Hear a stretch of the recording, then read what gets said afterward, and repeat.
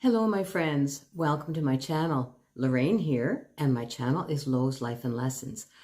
I'm really happy you decided to spend a few minutes with me today. Today, we're going to talk about something that is kind of disturbing in our society today, especially in the last 10 or 20 years, and that is ageism, specifically stereotypes of older people. Now, before we start that, of course, I want to share with you my scent of the day, which is Jill Sander number 4.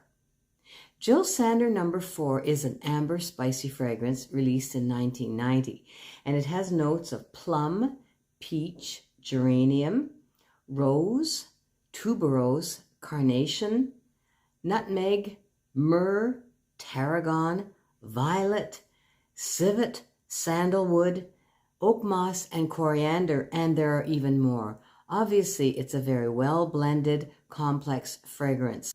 Unfortunately, it seems to have the reputation of not being a good performer. In other words, it doesn't last very long, and I do find that that's the case on my skin. But it is my fragrance of the day. I'm not going anywhere today, so if I need to respray, I can just do that. Unfortunately, we live in a world, especially in North America, where youth is valued over old age. That is just a fact. It leads to older people sometimes being mistreated, frankly abused, and just not respected the way they are in other cultures in the world. For example, even the Aboriginal culture in Canada here really respects the older people and calls them elders, treats them with great care and dignity in their communities. On the other hand, some of the stereotypes of older people could be a bit true. So let's get real here. I just want to look at a few of these stereotypes, and I'd like to know what you think. For example, to start with, older people are not interested in the outside world. The news may overwhelm them. Well, I think we can all say that today, no matter what age we are. There's just such craziness going on in the world. And of course, we know everything within nanoseconds about what's going on.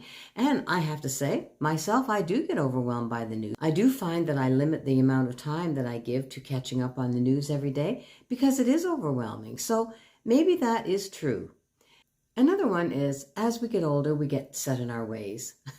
Well, I think that's kind of true too.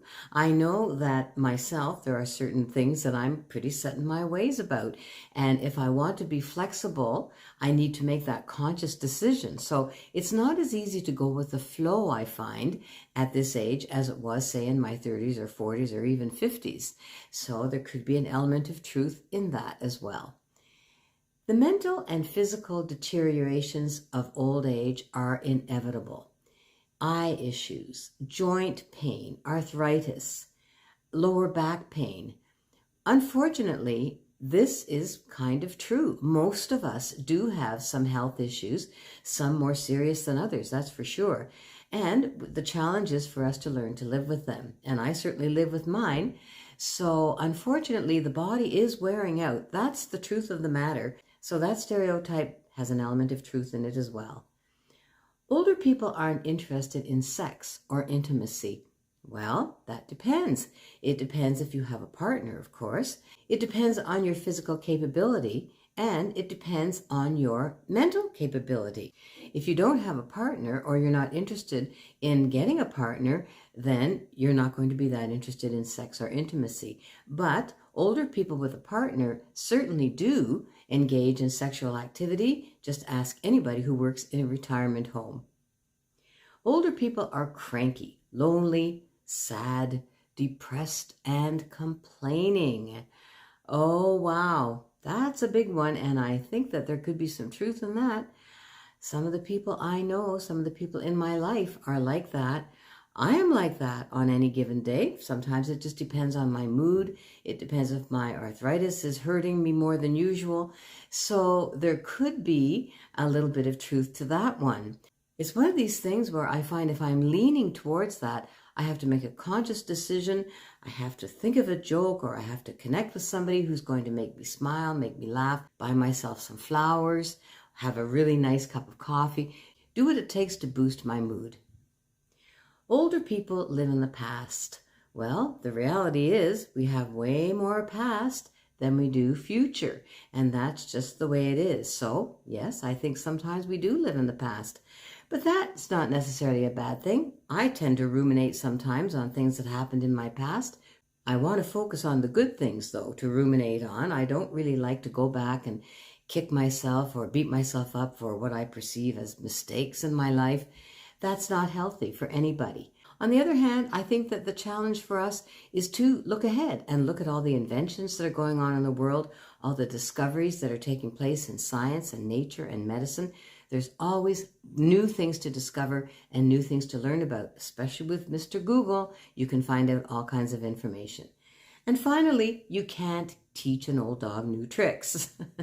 Well, some of my friends are very good, for example, are very open to learning about their computer, their laptop, or their cell phone, using all these different things that you can use on your phone.